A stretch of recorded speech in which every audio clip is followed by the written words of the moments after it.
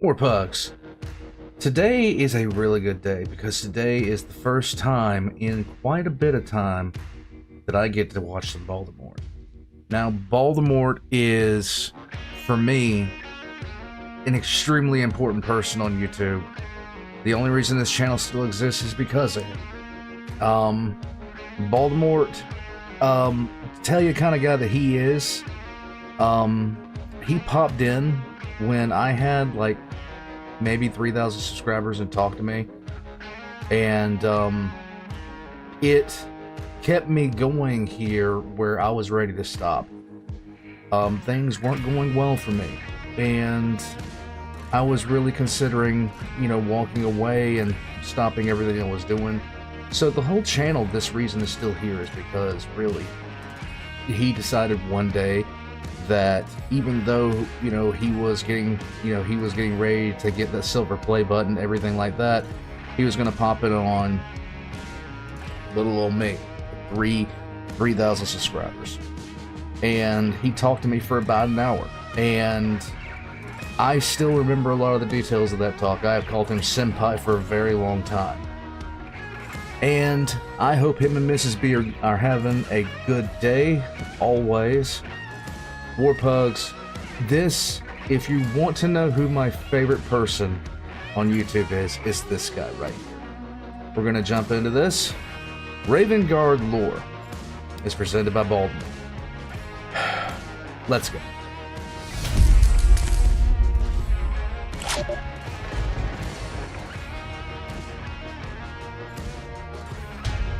Now, this is a good bit ago. This is an older video of his. None can see me. I am one with the shadows. I am one with the dark. I am one with my brothers. Despite the distance between us, we act as one body, one mind, one purpose. I stand atop a spire, preparing myself. The lights in the palace are bright. They dazzle all around, hiding me further. It nears the time I will strike. I can feel it. Like a shadow within a shadow, I'm hidden, but I do not feel alone.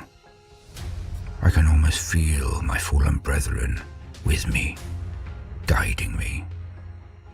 All of the Raven Guard who have ever existed before, they watch me, they help me.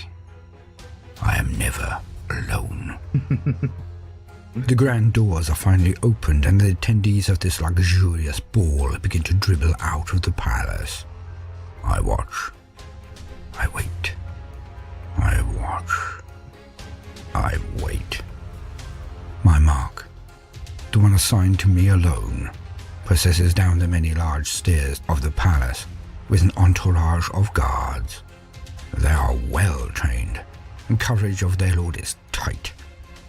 A shot would be difficult in the extreme, as they are disposed.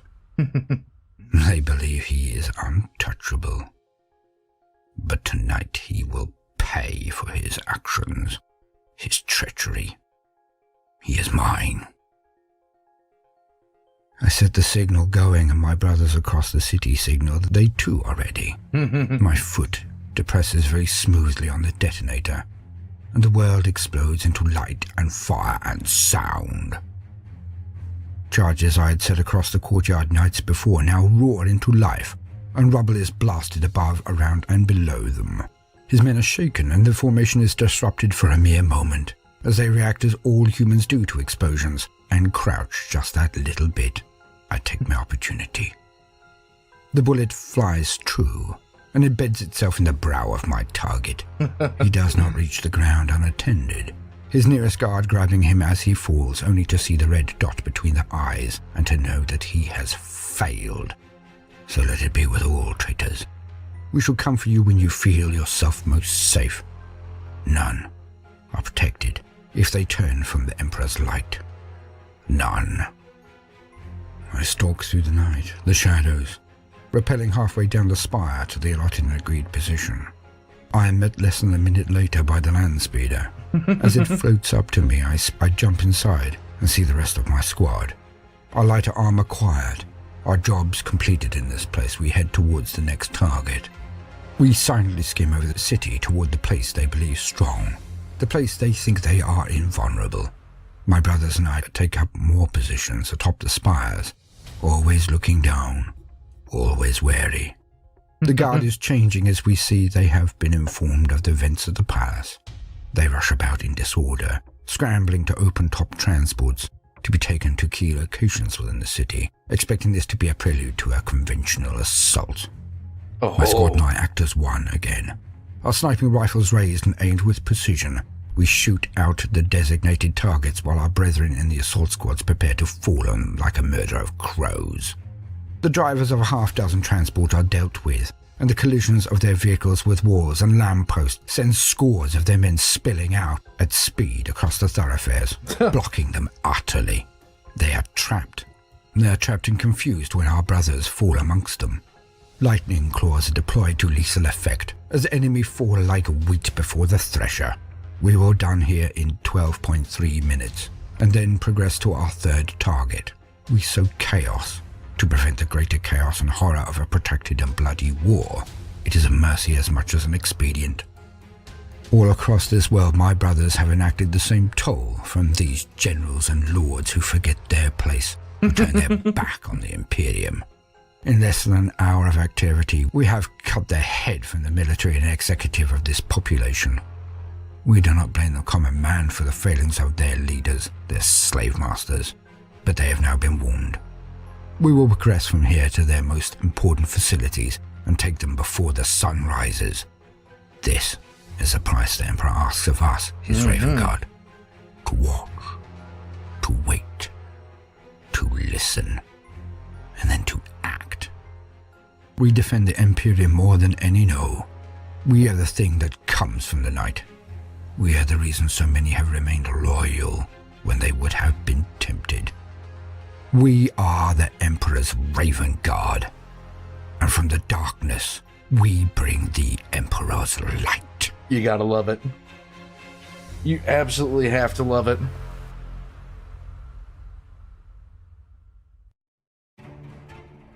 You have to love it. Welcome, gentle listener. I am Baldermort, and I wish to introduce you to the forces and factions of the Warhammer 40k universe. Today, we discuss one of the forces that so much points the grim and dark into what is almost universally known as the grim darkness of the future, the Raven Guard. Yes. For much of this entry, I will be leaning on existing wisdom, quoting direct from their new codex supplement. This is not out of fatigue or a lack of impulse or ardor. I just find that the codex is so new, the definitions and entries from Games Workshop so good, that I could never match them. Why reinvent the wheel after all? But let us make no bones about it. In my mind, the Raven Guard are one of the legions closest to the very heart of the history, tragedy and splendor of the Warhammer setting. Their history is bleak, their demeanor dour, but through it all they are some of the most ardently loyal and actually hopeful and shining bright of all of the Loyalist forces. For despite residing in darkness, making a home of the shadows, theirs is a crusade of light. A war waged against the dying of the human spirit, against tyranny, against slavery, against chaos. For their every action, their every shot, blow or brawl is executed to the one purpose only, the protection and emancipation of humanity from the evils that reside in the Raven Guard's home, the dark. Many have said that the Emperor created each of his legions of Astartes, his space marines, to perform a very specific task. This is true. But from my reading of the lore, which could be wrong of course, he also built in overlapping roles and redundancies within his legions. This is something that I also subscribe to as far as that goes. Each legion had other roles that it could fill. Now some it could fill easier than others. And I fully believe that the Dark Angels were meant to be pretty much the jack of all trades in that regard. They were meant to fill in for literally anybody. But with the Raven Guard, you can see parallels between the Alpha Legion and the Raven Guard all day long. Thus it is that the realm of the night, the darkness, is not only the purview of the Night Lords, as some may think, And the Night nor Lords, is the subtlety and precision the domain of the Alpha Legion alone. The Raven Guard is the counter to these forces. Where the darkness hides the Night Lords and allows them to bring terror and panic, the Raven Guard are truly one with the shadows. They are one with the night. Oh, how I wish I knew of a tale of a war within the shadows betwixt these two forces, but alas, I am ignorant of one. So if you do know of an instance, then please do enter this in the comments, for I never profess to know more than any old hand, and implore our wonderful community to signpost me if they are privy to such an instance. If there is not one, then I suggest that in the future we may, as a collective community, forge our own narrative, for one is needed. Of this there can be no doubt. And what a battle it would be, Night Lords versus Raven Guard. I sincerely hope there is one out there. The closest we ever got was 2 instances where Conrad Kurz and Corvus Corax wound up squaring off. The first was in essentially a city where Corax came upon Conrad, and there was a lot of assumption there was going to be a fight between the two by both the Raven Guard and the Night Lords. And the second was when Corvus was about to kill Lorgar on Istvan V, and Conrad Kurz stopped him. Now, I should lean on existing wisdom, but shall sum up with some of my own thoughts and observations, as meager as they may be, at the end of this entry. I hope you will join me there. To quote, "The Raven Guard are masters of the shadow arts. Striking from concealment, they wreak bloody destruction on the foe before withdrawing to ready another devastating blow.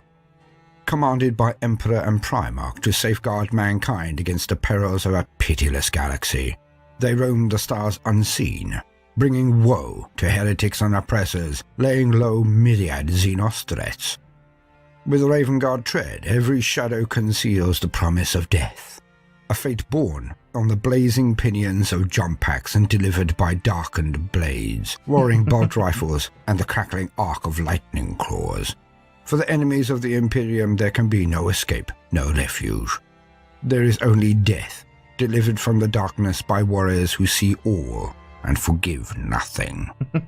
Raven Guard armies seize victory through stealth and speed, advancing covertly to strike at the foe's most vulnerable points with the full array of weapons and war gear available to the Adeptus Astartes. Wherever you tread, tread lightly. We're closer than you think, and our blades are sharp. Caven Strike, Master of Shadows. As the shadow wills. The Raven Guard are masters of clandestine war, often achieving by stealth what others can claim only through brazen and costly onslaught. For the scions of Corax, furious frontal assaults mark the culmination rather than the commencement of a campaign. By the time open battle is joined, the Raven Guard's foes are already in disarray. Their leaders assassinated, their fortifications sabotaged, and their supply lines blazing beneath smoke-wreathed skies. Since their inception, the Raven Guard have been a fighting force more subtle than their brother Astartes. Not for their warriors the blazonry and splendor of the Ultramarines and Blood Angels, nor the overt might of the Imperial Fists.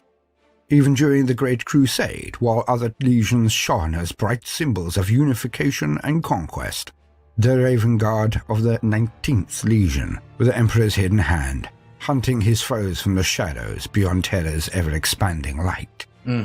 So has the Raven Guard way of war remained. Assassination, crippling raids and misdirection are their chief weapons, their talons slicing at the foe's exposed underbelly as he lumbers to face a threat already vanished. Open warfare is wielded as the coup de grace, pursued to its bloody conclusion only once the prey has been bled to exhaustion by relentless strikes from the shadows. More so than most first founding chapters, the Raven Guard are shaped by the teachings of their Primarch and the legacies of decisions that he made many thousands of years ago. Much of the chapter's ancient history is lost, buried amidst the dusts of eons. The Raven Guard themselves preserve only those parts of their heritage that can be taught by indoctrination and doctrine, held carefully in stasis-sealed archival vaults deep within their chapter monastery, or else inherited from their sire's gene seed.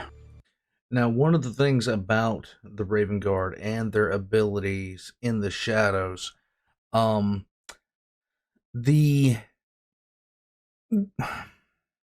best way to say this? The Alpha Legion can slink into the shadows. The Night Lords feel at home in the shadows, but the Raven Guard is the shadow. Um, when it boils down to it, they're the best at these kinds of tactics. And the only group that is better than the Raven Guard at destabilization and sowing disarray in the middle of an enemy group would be the Alpha Legion themselves. And that's it. Still, though an observer might not understand the significance of what they see, they would have to take only the most perfunctory glance at the battle brothers of this mysterious chapter to see Corax's hand heavy upon them. Physically, though they lose none of the post-human strength of the Adeptus Astartes, Nope. the Raven Guard tend towards a tall and wiry build, often exhibiting a certain hollowness of their cheeks and watchfulness in their dark eyes that others find unsettling. This is in no way aided by the fact that the battle brothers of the chapter often exhibit skin so pallid that the veins can be seen threading beneath it, offset by hair of a shocking midnight black. There seems little doubt that these physical characteristics echo those of Corax himself, though of course the only images that remain of the Primarch exist in stained glass, heroic frescoes or towering statuary wrought, more often than not, by one who has never even set eyes upon his gene sons. Right. The Primarch's hand can also be seen in the combat doctrines and fighting styles key to the Raven Guard way of war. Through the trifold path that has been passed down through millennia of chapter tradition, the Raven Guard seek to master the disciplines of watchful precision, sudden ambush, and preternatural stealth. Their veterans are inevitably versed in all these subtleties, allowing them to wage war as apex predators that strike from the shadows to shatter their enemy's strength before the foe is even truly aware the fight has begun.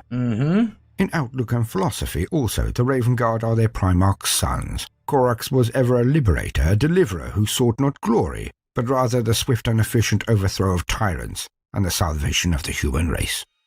Yet he was also said to have been withdrawn, secretive, and little given to the easy displays of charisma and camaraderie, so natural to some of his brothers. Very true. The Raven Guard have inherited both the good and the bad from their gene sire, and are viewed by the wider Imperium of the 41st millennium as shadowy and uncertain figures, regarded as much with fear as with hope. In one other way are the Raven Guard affected by the legacy of their sire. During the darkest days of the Horus Heresy, when the Raven Guard Legion had been all but broken by a monstrous act of treachery, Corax attempted to use terrible genetic alchemy to alter his chapter's gene seed and to refill his ranks with battle brothers whose development into fully fledged space marines had been hyper-accelerated. So disastrous were the results of this act that even the Raven Guard themselves now possess only the most allegorical accounts of what actually transpired. All other record of the resultant horror have been expunged from their records. Yet the fact remains, tragic and undeniable, that the chapter's gene seed is far from stable.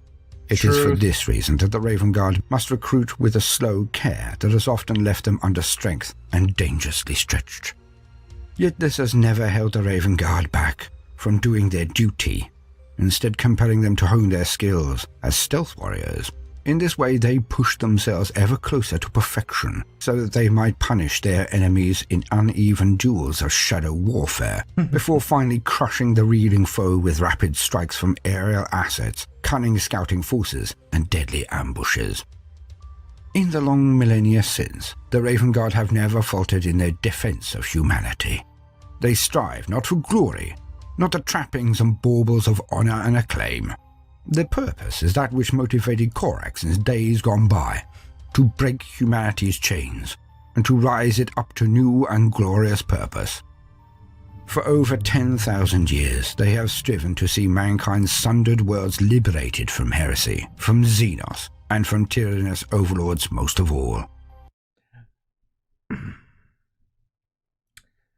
There are some people who, and I even had a discussion about this the other night, the Raven Guard is, quite simply put, one of those legions where you do not read much about major battles or wars they have been involved in. Now, there's a twofold reason behind that. Number one, the Raven Guard, like he said, is massively, in some cases, critically understrengthened and stretched. But the big second in that one, the huge second in that one, is because if the Raven Guard are deployed to a war zone, the war is not going to be a war. They most often are going to respond and do a full decapitation strike, and then the war is just over before any real thing begins to really happen. Yet just as the Raven Guard cling to the shadows, so too do the shadows cling to them. Their Primarch's nature, brooding, even before the weight of hubris bore him low, is his sons also, and they are much given to introspection that borders on self-destructive.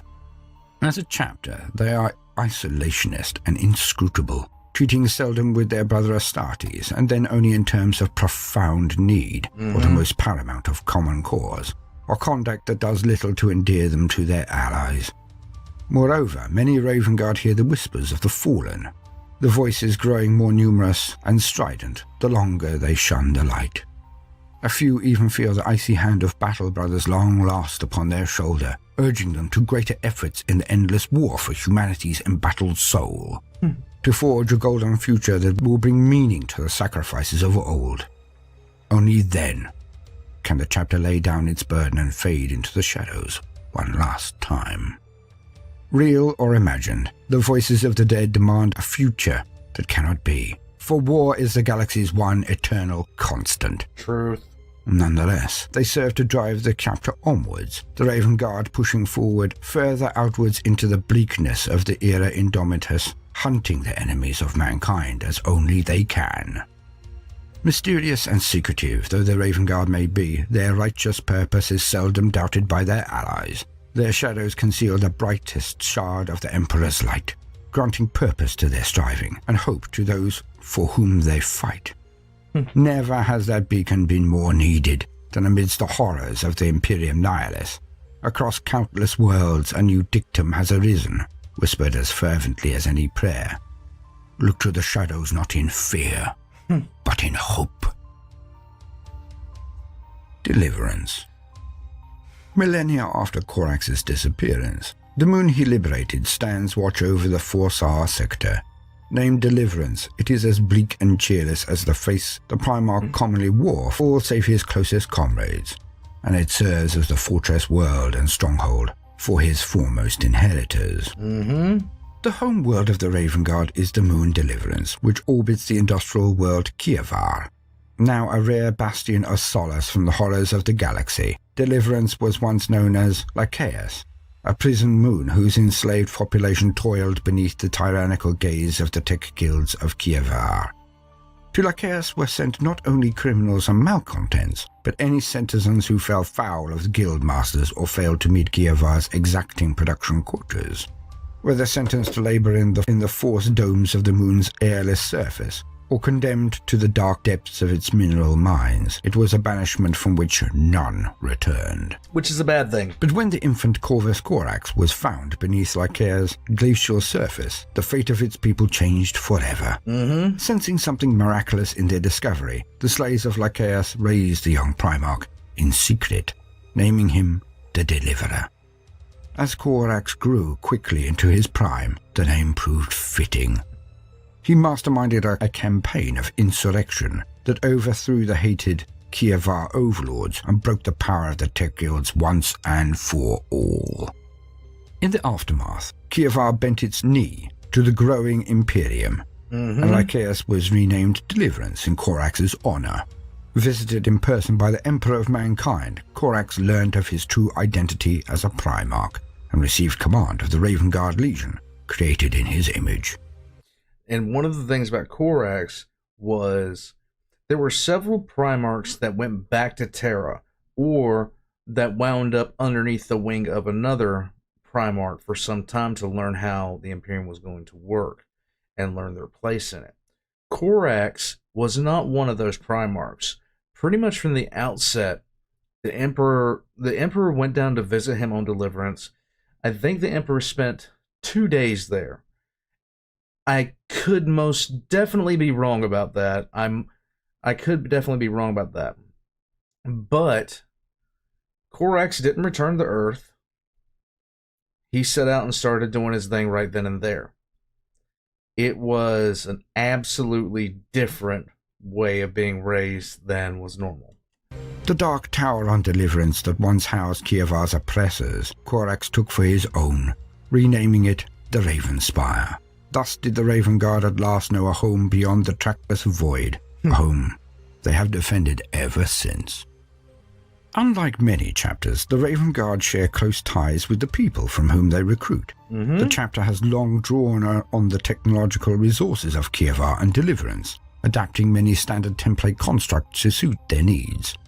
In return, Raven Guard emissaries oversee the training of the local defense forces at the Blackchine Redoubts, a linked network of trench lines, skyfire batteries and fortresses that encircled the mining complexes and spaceports nestling on Deliverance's dark side. Though unaugmented humans cannot hope to match the combat prowess of Space Marines, the shadow tactics of the Raven Guard are easily adapted to the lesser troops of Deliverance. The design of the Blackchine Redoubts capitalizes on this fact, featuring a veritable maze of hidden strongpoints, secret approaches and force ramparts that allow their defenders to outmaneuver the foe without giving away their own positions. Such defenses help to ensure that any force invading Deliverance would pay a heavy price in blood. This as well as the 4-star sector in which Deliverance is located has faced many threats, from the orcs of War Garagak to splinters of the re-emergent Hive Fleet Kraken. The danger has only increased since the opening of the Great Rift, and the need for vigilant has never been greater. The Raven Spire. The Raven Spire is the fortress monastery of the Raven Guard, its towering pinnacles forming a stronghold as formidable as any found in the Segmentum Tempestus. Yet, when Corax first claimed the venerable keep, he found its defenses to be rotten and neglected. Drawing on tributes from the surviving tech guilds and a new influx of Imperial resources, Corax restored the Raven Spire as an adamantine bastion, bristling with weaponry fit to engage an entire enemy war fleet. More than a declaration of military might, the fortress became a symbol of the hope Corax had brought to the Kievar system, a hope that came to define the Raven Guard themselves. Alas, with the grinding of millennia, that hope has faded. Sad. Much as Corax himself has all but passed into legend, and the Raven Spire's appearance echoes this malaise. Its redoubts remain inviolable, but their splendor has dulled. Towers that once shone like silver now stand corroded and brooding, and its cavernous halls and training grounds once used by thousands of battle brothers now seldom harbor more than a few hundred. Whole sections of the Raven Spire lie shrouded in dust, or else are sealed away, patrolled only by robed servitors whose bionic limbs scrape the corridors like a warrior's death rattle. To walk in such places is to feel the presence of something distant and inexpressibly greater than oneself. Doors open and close seemingly without command, lumen-lit shrines gutter to darkness, and the stale air clogs one's lungs. It tempts to life the rumor that the fortress itself is a thing alive, its functions guided by some ancient and arcane machine spirit birthed out of old night. Or could it be Corax himself? I wouldn't put him past him to haunt his own sons. This is something he would do. For no other reason than just to do it. But we all know where Corax is. Corax is in the warp, hunting Lorgar down. But to view the Raven Spire as a decaying relic of better days would be folly. Its tarnished walls are as strong as they ever were, and its weapon batteries still promise swift death to any who would face their fury. If the fortress monastery appears utterly faded, it is because the Raven Guard spare no thought for pomp and display. True. Not for them the gleaming statues, ale-sodden sagas or self-congratulatory humours, honours of other chapters. Function is all.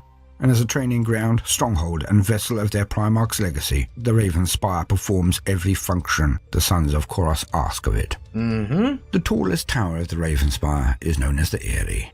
It was in this lofty roost that Corax made his private quarters, and few have ventured there since the Primarch left Deliverance, never to be seen again. For a full year before his departure, Corax kept himself sealed in the Eyrie, seeking absolution for the genetic horror he had unleashed upon his sons. Though it is seldom spoken of within the chapter, he was wild by the end, broken by grief and guilt. Ravengard tradition has it that Corax ultimately found his redemption in the shifting wastes of the Eye of Terror, but the veracity of this tale remains unproven. Few possess authority and courage enough to disable the eerie stasis fields and tread its dusty halls, and the lords of the chapter do so only at times of dire need, hoping to commune with an echo of Corax's departed spirit. It is impossible to say whether such an echo lingers, but all agreed that a brooding presence seems to infuse the eerie. Of what guidance they do receive, no supplicant speaks, nor do they recount the contents of the parchments scattered about the Erie's main chamber, saying only that they are inked with a thick black scrawl that becomes increasingly illegible as the verses themselves grow less coherent in meaning. The Forbidden Apothecarian. In a labyrinth of mining tunnels deep beneath the Ravenspire, unknown to all but the chapter's most veteran brothers, and untrodden by any without express permission from the chapter master, lies the old apothecarian from the days of the Horus Heresy. It was here that Corax's attempt to expedite the regrowth of his shattered legion reached their full horror, birthing mutated abominations bereft of reason. The reason behind this, the reason that this happened, is much less to do with Corvus and the Raven Guard and everything to do with the Alpha Legion. And by everything, I mean the Alpha Legion did it to them. When the Primarch at last realized the terrible depths of his hubris, he ordered the apothecarian abandoned and forbade all further experimentation. Then he entered its forbidden reaches alone, and personally brought the Emperor's judgment to each and every twisted failure therein. Little else is known of this time, for Corax ordered all records destroyed, but it is said that he emerged from his final visit to the apothecarian a changed being, as if a piece of his burdened soul had been ripped away for each tragic creation he killed. As for the apothecarian itself, its chambers were purged with promethium fire, its doors sealed shut, and a new facility instated elsewhere in the Ravenspire. Yet the psychic fallout of their Primarch's deeds endures in the old facility, the stain of torment and betrayal, ushering forth dark things from beyond reality's veil. That's always a bad thing. On Far Moon Night, when Deliverance reaches its yearly apogee over Kievar, bestial howls echo through the tunnels of the old apothecarian. The veterans of the Raven Guard's first company guard its doors. Kievar and its moon, Deliverance, are the only glittering jewels within a bleak and desolate region of space. This does not stop bold or foolish enemies from seeking out the Raven Guard home system and launching raids upon it, of course. Nope. Kievar's hives are abundant with manufactured riches and burgeoning populations, while both Raban and Rubar play host to gas mining and refinery facilities that hang in their upper atmospheres. The Raven Guard show no mercy to those who invade their domain. No foe has ever survived the attempt. Chapter Organization. For all their isolationism, the Raven Guard looked to the wisdom of the Codex Astartes to shape their organizational structure. Where some Primarchs viewed this great treatise of Reboot Gilliman with suspicion, Corax was swift to adopt its teachings, viewing them as a means by which his diminished legion might yet flourish. It was a decision that is respected still. Few chapters beside the Ultramarines follow the dictates of the Codex Astartes more closely than the Raven Guard, refusing even the alterations to an aspirant's path through the reserve companies that some other chapters have adopted over the millennia. The Raven Guard maintain Gulliman's template in immaculate form. Now, the Raven Guard do this. Others, like the Black Templars, treat the Codex Astartes like nothing more than toilet paper, and making exception only at times of great need. As decreed by the Codex, the Raven Guard array themselves in 10 companies, each with an official strength of 100 battle brothers, and each led by a commander known as a Shadow Captain. Supplementing these forces are the specialist warriors of the chapter. apothecarians, chaplains, and librarians, and the venerable war engines of the armory. The Lord of the Raven Guard is the chapter master, typically known by the ancient rank Master of Shadows. More conscious of their finite resources than most chapters, the Raven Guard rarely deploy the might of a full company in a single sledgehammer blow. More often, they rely on autonomous, fast-moving strike forces known as Talons, which can consist of as few as 1 or 2 squads and their supporting strike vehicles. Dispersed in this way, a single Raven Guard company can prosecute campaigns across multi-planetary battle zones, its warriors wreaking havoc from the shadows before regrouping to execute a final killing strike. The flexibility of these talents enables the Raven Guard to rapidly pool their assets, forming larger detachments as needed, which can be just as quickly dissolved when new objectives arise. So swift are such redeployments that foes are apt to overestimate the Raven Guard's numbers, a misjudgment compounded by the chapter's habit of altering their battlefield heraldry to sow confusion and cloak the true disposition of their forces. Despite the fluidity of Raven Guard deployments, the company structure is central to the way the chapter marshals its resources, and each company forms up to the blueprints laid down by the Codex Astartes. Consequently, the first company of the Raven Guard consists of the chapter's most experienced warriors. Known as veterans, they have triumphed through decades or even centuries of unremitting war. The Raven Guard adheres more to the Codex Astartes than the Ultramarines actually do in some cases. Let's not talk about how the Ultramarines replenish their numbers so fast, shall we? Much as a single Raven Guard battle brother is worth a dozen less for fighters, it is claimed that a first company veteran is the equal of many less seasoned battle brothers. Accordingly, they are most commonly deployed squad by squad to reinforce the operations of other companies. The 2nd to 5th companies are the chapter's battle companies. These comprise a versatile combination of battle line, close support, and fire support squads, equipping each shadow captain with a broad range of tactical tools. Whether sending their full battle company to war or dividing their forces into smaller, more specialized deployments to meet threats of diverse kinds. As befits a chapter dedicated to swift, stealthy warfare, the Primaris Space Marines of the Raven Guard's battle companies often go to war in Phobos armor, its more lightweight design affording maximum agility. Taken with the chapter's long-standing preference for Mark VI Corvus power armor, with its distinctive beaked helms, the prevalence of Phobos armor does much to give the warriors of the Raven Guard battle companies a sleek, predatory appearance. Like all Codex-compliant chapters, the 6th to 9th companies are the Raven Guard's reserve companies, capable combat forces in themselves. It falls to these brethren to reinforce battle companies whose ranks become depleted. Except in the most remarkable circumstances, a neophyte elevated to the rank of full battle brother will progress through each of the reserve companies, mastering the breadth of tactics and weapons he will one day be called upon to wield in a battle company. Fighting in the fire support squads of the 9th Company, he absorbs the precepts of target priority and how to marshal heavy weaponry in the Emperor's name. In close support squads of the 8th Company, he learns to channel his ferocity to better overwhelm the foe at close quarters. By the time a battle brother has passed through the tactical reserve of the 7th and 6th Companies, he has acquired all the individual skills expected of a Space Marine.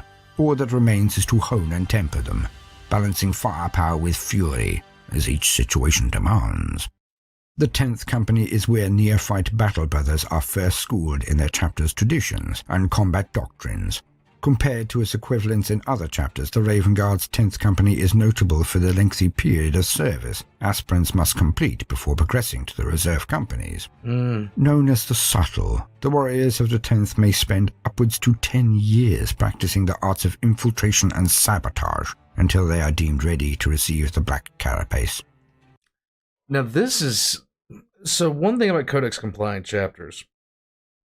Now, some chapters will have their aspirants not counted amongst the companies, while others, such as the Raven Guard, will have their aspirants counted in the 10th Company. It really depends on the chapter of who's willing to do this, versus who is not. This company also serves as the chapter's forward reconnaissance and assassination cadre, for it is here that the 100-strong Primaris Vanguard force is based, ready to strike at the chapter's foes. Prolonged training in the 10th Company also serves a further purpose. With supplies of Raven Guard gene seed remaining precipitously low, the chapter scrutinizes every new recruit to an unusual degree, ensuring that each is a worthy addition to the chapter. Led by the Master of Shadows, the commanders of the Raven Guard are charged with marshalling the Raven Spire's fighting strength, upholding the teachings of Korax, and safeguarding their chapter's precious gene seed. The Lords of the Raven Guard operate with even greater autonomy than their counterparts in many other chapters. While the word of the Master of Shadows is inviolate, those who serve beneath him are encouraged to act wholly on their own initiative until such word is given. Some chapters would consider this unconventional approach to be a step towards anarchy, but it has served the Raven Guard well through the tumultuous millennia. Where other forces might experience disruption at the death of their leader, there is always another amongst the Raven Guard's self-sufficient shadow captains, ready to assume the mantle of command. This philosophy extends throughout the Raven Guard command structure. Chaplains, librarians, and tech marines are all expected to operate intuitively in battle, acting on hunch and instinct, as Chorus himself once did. Necessity ensures that a strike force rarely enters battle without a chaplain's spiritual guidance or a tech marine's knack for soothing a wounded machine. There you go. But the precise details of such arrangements are seldom imposed from above. Only apothecaries are officially assigned. In light of the chapter's tumultuous past, every effort is taken to preserve what stocks of gene seed remain by retrieving the progenoid organs of the honored dead. Indeed, the Raven Guard maintain a slightly higher complement of apothecaries to ensure that when a battle brother falls, a reductor's metallic armatures are never far away. While theoretically the Master of Shadows takes counsel from his shadow captains and senior members of the Reclusium, Librarius, Apothecarian, and Armory, in practice it is rare for all to be gathered in the same place. When Cavan Shrike called the conclave at which he scattered his battle brothers across the Imperium, it was the first such meeting held within the Ravenspire's gloomy halls for nearly 2 centuries. The Raven Guard are as restless in nature as any fleet-based chapter, and their leaders are little inclined towards discourse when action carries greater meaning. And this is the one thing you can always expect from the Raven Guard. They're not going to talk much, and that's why a lot of people don't like them. I don't understand why. Nonetheless, in purpose, the Raven Guard remain as tight-knit a brotherhood as any to be found across the embattled Imperium, bound not only by the legacy of Korax's flesh, his unquenchable desire to see mankind delivered from darkness. That they will take whatever steps they must to accomplish their mission remains no less true for going unspoken. The Rites of Shadow. All Space Marine chapters have their own rituals accumulated across boundless centuries, and the Raven Guard are no different. Most honor the lost Primarch of the Emperor himself, a distant and aloof figure, more akin to a stern patriarch than deity in the Raven Guard's traditions. Other rituals mirror ceremonies conducted across the Imperium, varying only slightly from those practiced by 1,000 warrior cults. But the Rites of Shadow are unique to the Raven Guard and their successors. Preserved since the time of the Great Crusade, these fragments of mystery and wonder teach that Shadow contains both trust and lies. The purpose of each rite is the separation of one from the other, and the glimpsing of verities otherwise hidden about one's battle brothers, one's cause, or even one's foes. The Rites of Shadow are conducted entirely in silence, using the gestures of Corspake to sign the traditional questions and answer to each ceremony. The Crowfane, the Feast of Bones, the Empty Chime, even the Murder Call, which calls for vengeance against the slayer of a great hero, and can only be performed while battle yet rages. All are conducted without words, their secrets hidden from onlookers by a veil of silence. Overseeing such rituals is the responsibility of the chapter's shadow captains as much as their chaplains, for they walk in shadow no less so than the keepers of the Ravenspire's mysteries. The use of shadow to prefix rank marks out a battle brother who has mastered the Rites of Shadow along with the trifold path, and therefore shares the deepest connection with the Primarch. None can rise to the rank of captain without such mastery, but the rank is not itself a prerequisite. Any battle brother can earn shadow status once his qualities are proven. Indeed, this much is common amongst the ranks of the second company, the Shadowborn. These warriors are greatly respected by the rest of the chapter, but command no status that rank does not bestow. To walk as one with shadow is a powerful gift, but even in the Raven Guard, there is no substitute for proven leadership ability. And that's one of the things about the Raven Guard that kind of sets them apart. It's like I said, they are the shadow. A Raven Guard that is trained to become one with the shadows. They're hard to detect even with the best kind of detection equipment. They are the perfect assassin at that point. At the heart of the Ravenspire nests the armory, where the chapter's battle tanks, gunships, weapons, and warsuits are maintained in a state of constant readiness by tech marines and a toiling army of servitors. The armory holds the chapter's history and future both, and is thus a place of great spiritual significance to the sons of Korax. The cataclysm of the Horus heresy dealt a terrible blow to the Raven Guard's fighting strength, ravaging not only their warriors' numbers, but also their armory. During the massacre at Istvan V, an appalling amount of the Legion's material and armor was destroyed or abandoned, forcing the Raven Guard and their successors to rely on older marks of armor and weaponry for many centuries afterwards. Through long years of toil and manufactorums and tech-smiths of Kiev are eventually repairing these shortages, but the signs of strife remain. Many of the armory's oldest assets still bear the wounds of time-lost battles, treasured scars of Istvan, Ptolemos, and Carinae, preserved for all to see. Nonetheless, at times such battle damage must be reversed to serve the needs of war. However esteemed, distinctive marks can easily betray a vehicle attempting to obfuscate its true identity. Unmaking these scars is almost a sorrowful task for the artificers of the Raven Guard, and one they perform with heavy hearts. That the chapter allows this at all is testament to their belief in pragmatism over pomp. Right. The most ancient war machines of the Raven Guard seldom emerge from shadow.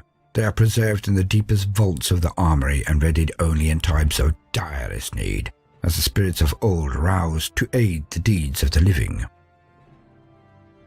The Raven Guard believed that their slain are not lost forever, but wait within the shadow that no light can pierce, judging the deeds and failures of their inheritors.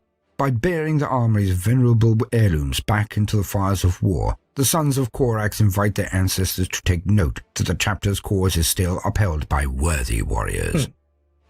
For this reason, do the Raven Guard venerate Dreadnought's sarcophagi above all other relics, for such marvels permit the honored dead to fight alongside the living, even while having 1 foot deep in the shadow.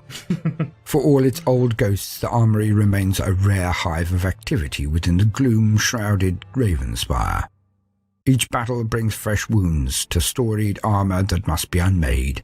Armaments and adamantine plating of war engines must be repaired, and the machine spirits appeased.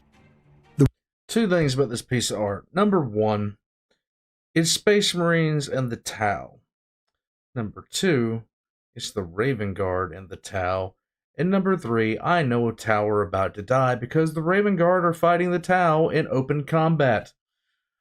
Which means the Tau are already hosed. The war gear of Fallen Brothers is painstakingly restored, ready to serve their successor in the chapter's endless battle. Thus does the armory blaze with light and fire even when all else is swallowed by silence. The strike of hammer and the roar of furnace are rededication to a war that will never end. Rise of the Raven Guard. From the very first, the 19th Legion that would one day become the Raven Guard displayed a talent for hidden warfare. The sons of Korax would range ahead of unfolding campaigns, weakening the enemy through sabotage and infiltration. Thus did many a foe wake to find the Legion's talons already at their throat. Their war ended almost before it had even begun. The precise scope of the 19th Legion's contribution to the early days of unification and the Great Crusade that followed remains shrouded in mystery, for the Legion was little given to trumpeting its achievements. Records from that time are incomplete at best, and those pertaining to the 19th are often fragmented to the point of incoherence. Indeed, many bear signs of having been willfully redacted or expunged of detail, perhaps at the behest of the Emperor himself, or those closest to him. Or more commonly, the Raven Guard themselves. Secrecy is a big thing for them, and it would not stun me at all to find out that they were expunging their own battle records, just in case someone were to get access to it, and essentially figure out their methods. The only Space Marines more anal retentive about protecting their methodology and their secrets are the Alpha Legion. Even the store of records maintained by the modern-day chapter are notably silent on the earliest years, where ordinarily they would be revered as proud lineage. It is not recorded if such reticence arose out of the Legion's stoic character or out of necessity. The Emperor's wishing to keep the hidden hand of the 19th concealed from those against whom it was deployed. However, it is certain that Legion's roster of early battle honors is better inferred by absence than confirmation. Victories won without obvious cause, or in secrecy so absolute that not even a whisper remains. Nonetheless, those fragments that survive suggest that the early Legion was much different in temperament to the chapter it later became. The Emperor recruited the 19th chiefly from the Xeric tribesmen of the Asiatic dust fields, and the first legionaries were notable for an ingrained and bellicose cruelty. Xeric culture demanded that a predatory vigil be kept over bested foes, lest they again rise up in defiance of their conquerors. The 19th Legion folded this tradition into their core doctrines, practicing clandestine observation of those they defeated, watching from the shadows for any hint of recidivism, and striking anew, without mercy, upon its manifestation. During the early years of the Great Crusade, the 19th often fought alongside Horus's Lunar Wolves. The fatherless Legion granted the guidance and example of the Imperium's foremost Primarch, whilst their own Gene-sire was lost to the caprices of fate. This partnership proved highly effective, the 19th's flair unmaking the enemy from within, complementing the overwhelming assaults favoured by the Lunar Wolves. Before long, Horus and his sons came to value the cold-eyed warriors of the wastes. Indeed, it is possible that many of the future War Master's early victories owed as much to the inscrutable 19th Legion as to his own chthonic warriors. True. But the 19th's tendency towards secrecy and Horus's own fulsome pride makes such speculation murky at best. Upon Corax's unification with his sons, much of the Legion's cold Xeric demeanour was purged. The Primarch's upbringing amidst the slave mines of Lachaeus had left an indelible mark on his character, and he swiftly developed a profound intolerance of the 19th's oppressive and merciless ways. The traditions and rituals of the Xeric tribes were decreed anathema, replaced by rites of shadow instigated by Corax's own hand, and a great many officers were removed from command or otherwise marginalized. Amongst the deposed was Lord Arcus Fowl, who had commanded the 19th some 30 years prior to Corax's ascension. Fowl and many like him were quietly assigned to nomad predation fleets and dispatched to the fringes of the Imperium as exiles in all but name. So,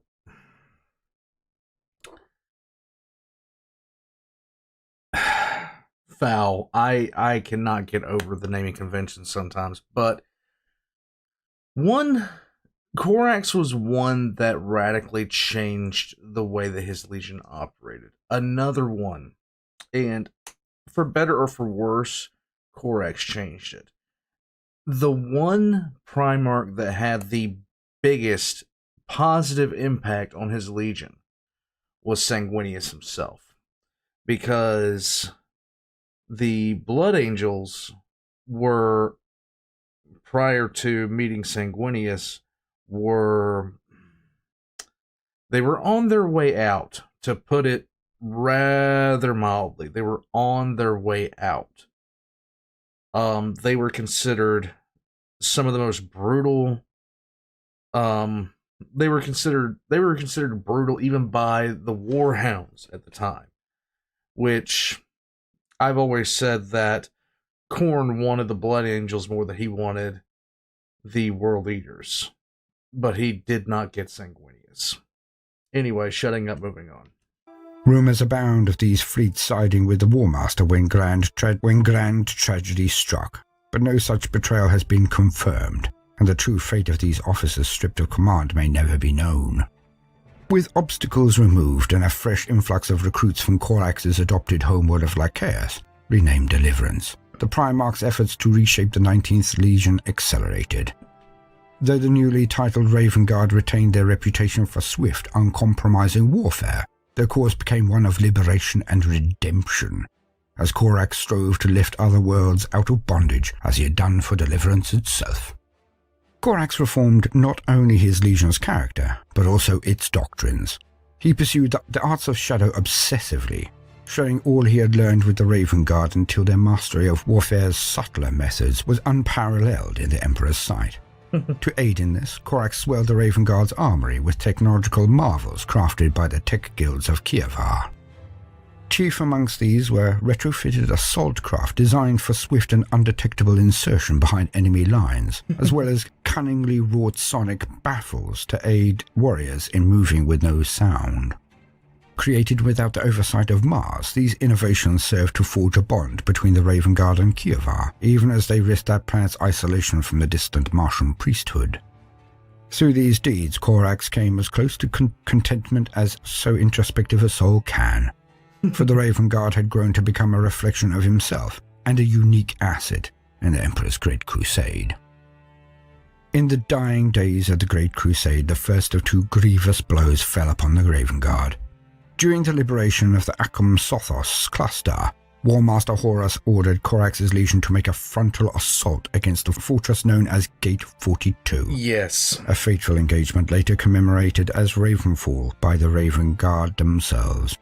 Corax argued against this squandering of lives, but his suggested strategy of misdirection won no support. When Pertarabu and Leman Russ sided with Horus, Corax had little choice but to launch the assault.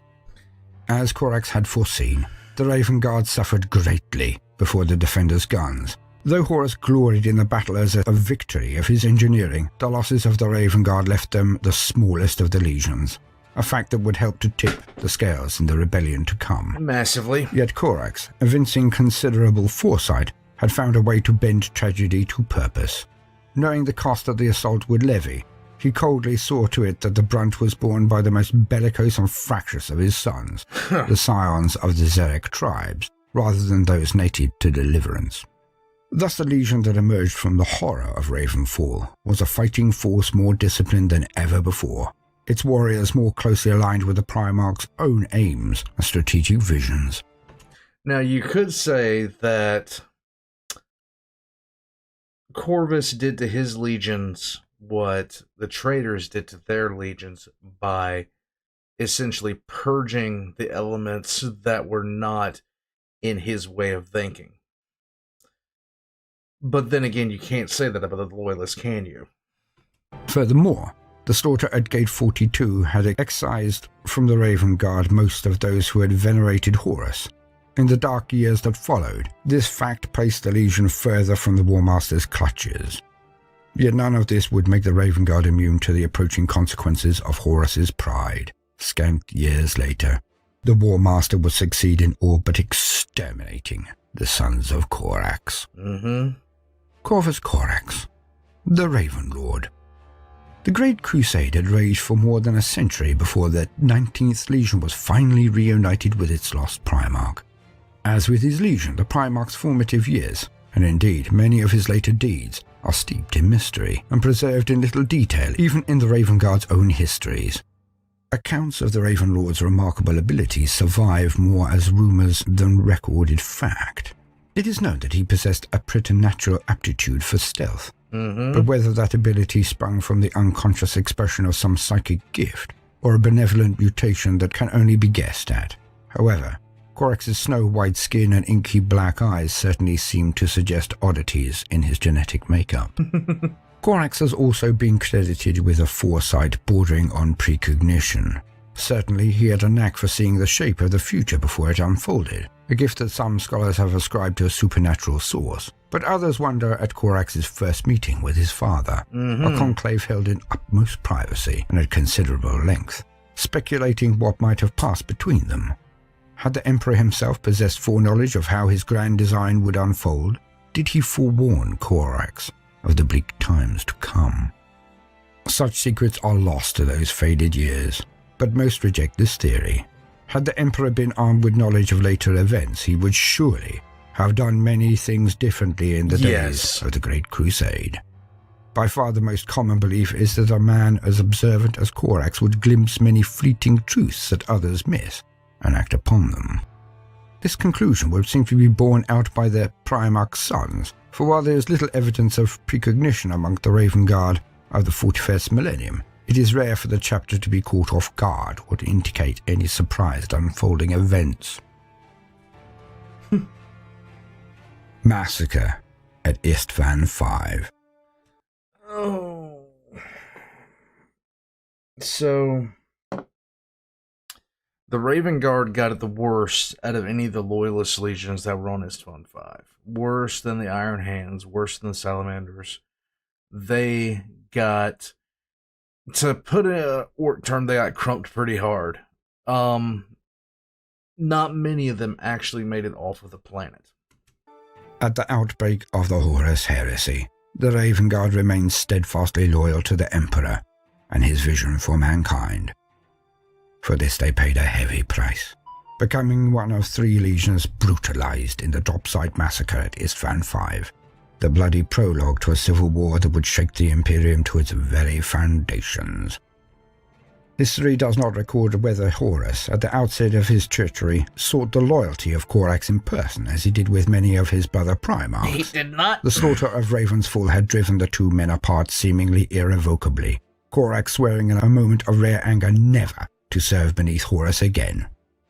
Yet it seems doubtful that Horus made no effort to seduce the 19th Legion, for his regard for their abilities remained undimmed. Twisting the Raven Guard to the traitor cause would have been no small coup, for their propensity for shadow warfare would have added greatly to the War Master's arsenal. Nevertheless, what overtures were attempted, if any, must remain a matter of speculation. What is known is that Korax was swift to set aside other duties in response to the atrocities of Istvan III.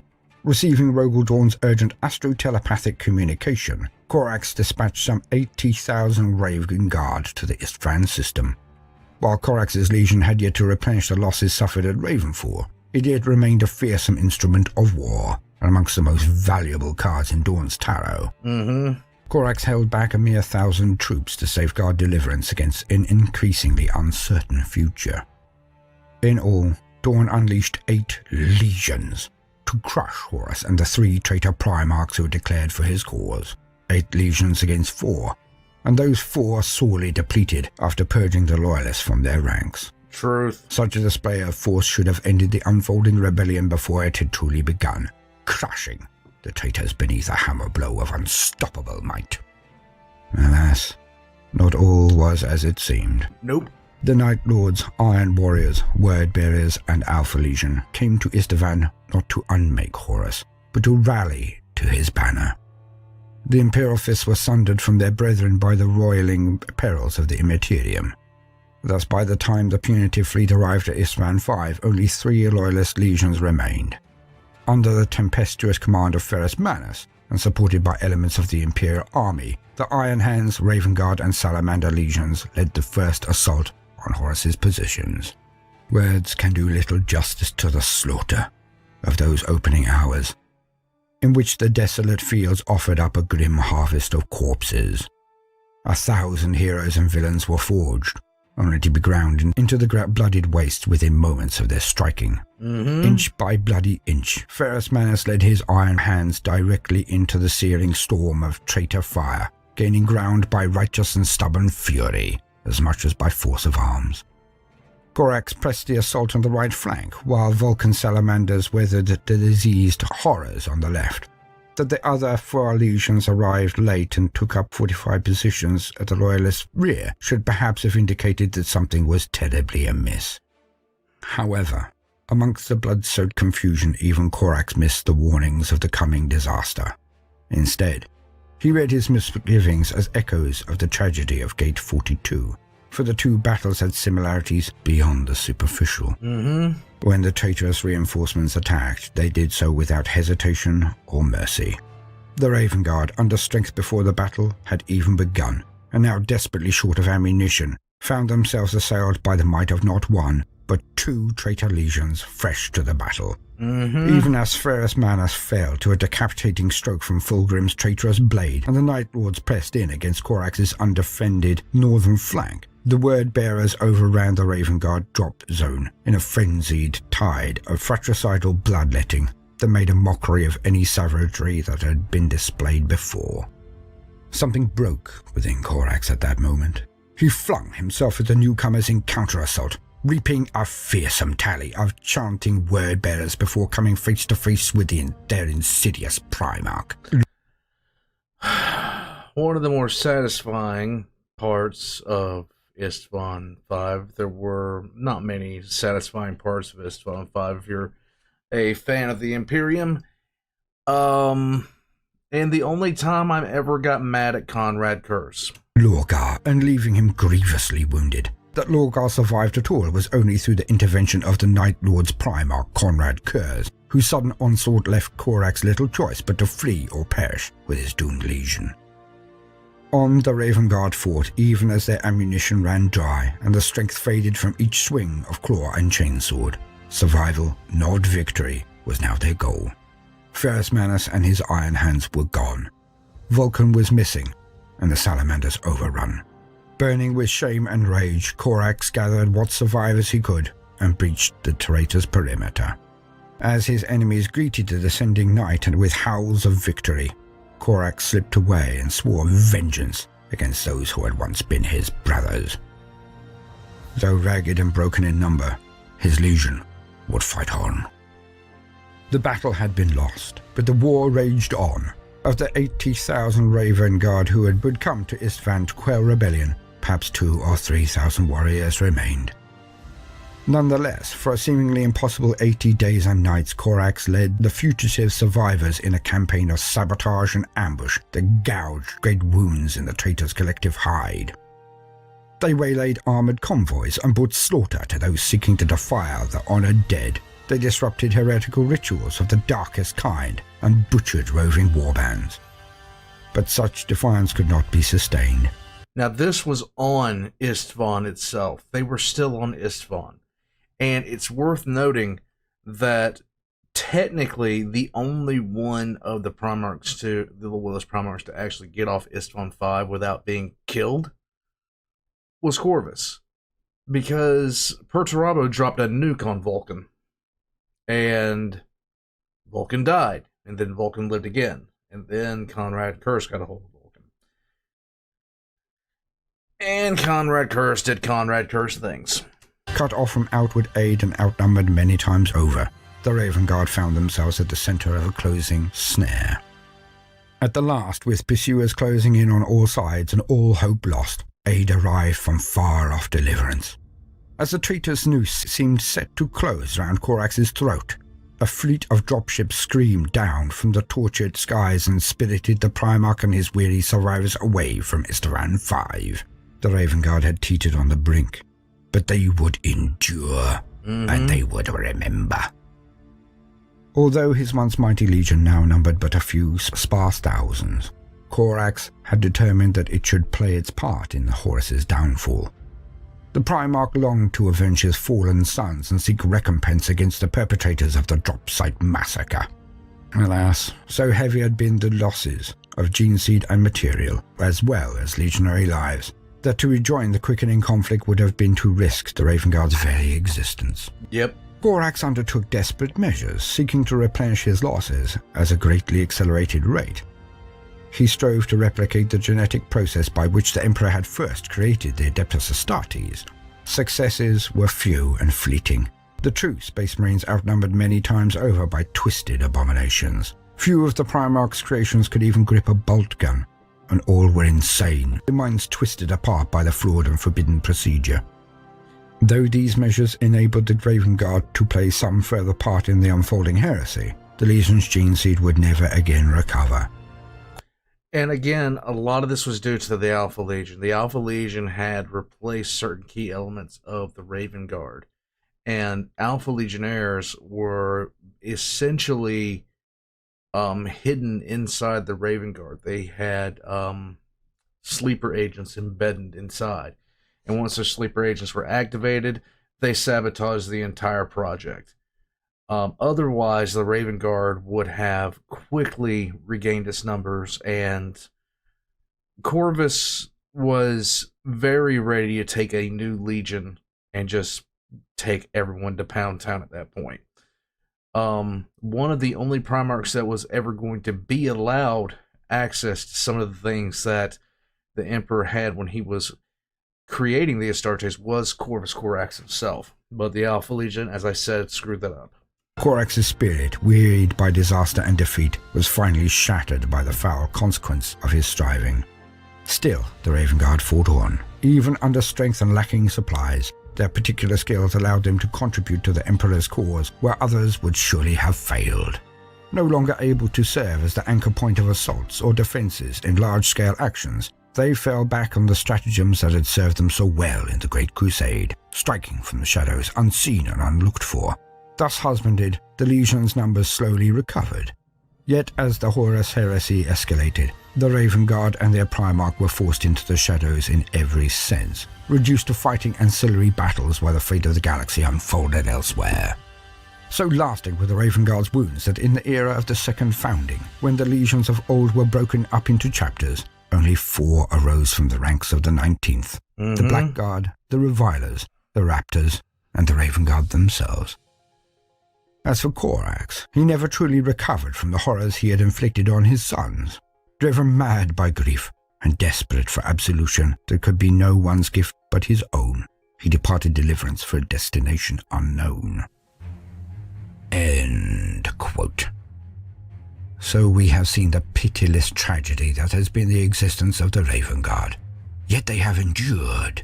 Yet they have never given in to doubt or misery or self-pity.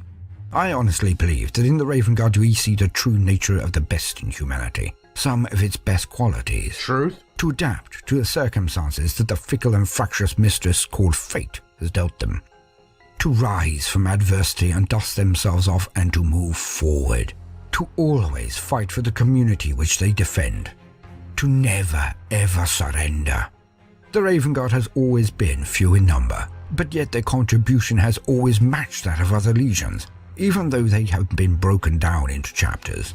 For the blood of Corax is one thing, and it is strong. Truth. But what is more resilient, more powerful even than his genetic gifts to his son, are his teachings.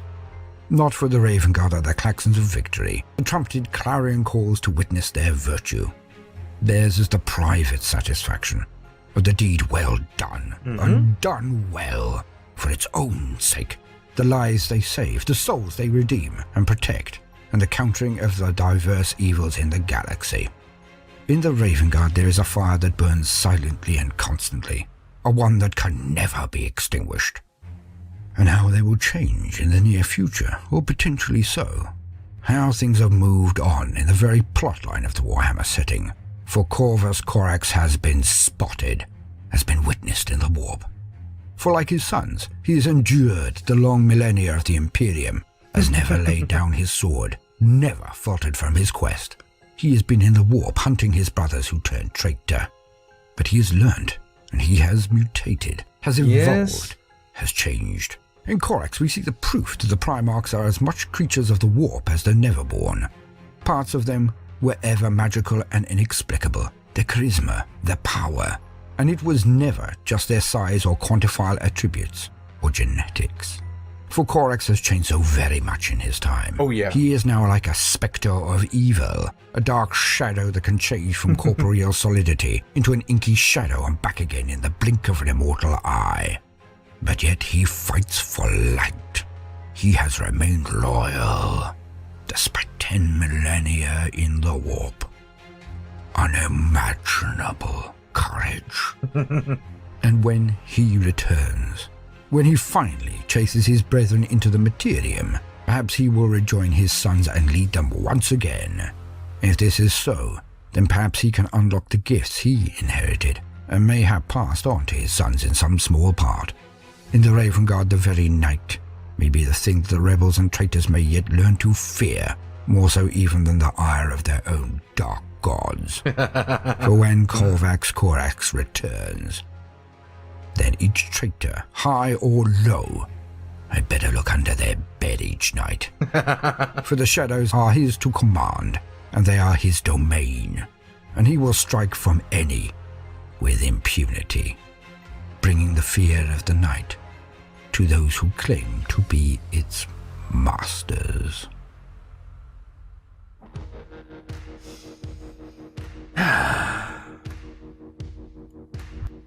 Warpugs. Baldermort. Baldermort, I don't know if he's still in the practice of doing this, but he would begin every single lore video with a story, and he had several stories that some of which overlap depending on subject, and he would use those stories to introduce concepts.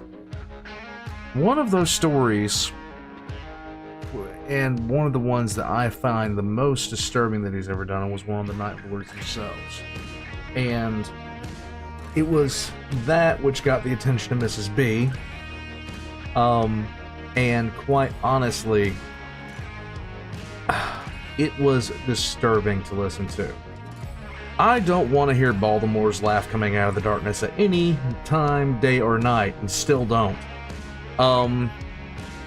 And if you really want to know the truth about it, I started lore because of Baldermort.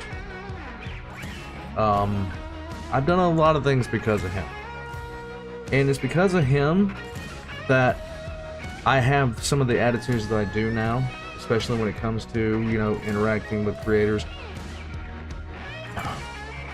And it's strange for me to say this, but interacting with creators that are not as large as I am now, because, you know, I want people to succeed. I want people to do well. And yeah, I'm just paying forward something that was done for me by him. Warpugs, Baldermort deserves your sub. He deserves your view. He deserves it all. So, if you're not subscribed to Baldermort, please do so. If you're not subscribed to me, go ahead and do so. What does it hurt? Just click. And aside from that, check the links in the description below for all of Baldermort's links, as well as my own, including Patreon, channel memberships, merch. Guys, I'm gonna head out from here. I hope you guys enjoyed this nearly as much as I do, because I'll tell you this, Raven Guard, the lore of the Raven Guard themselves, one of the best legions, flat out. They were the legion that, when they drew them up, as far as how they would operate, things like that, it was one of the legions they had to do something about, because if it was still in existence in great numbers during the Horus Heresy, the Horus Heresy would have been far different.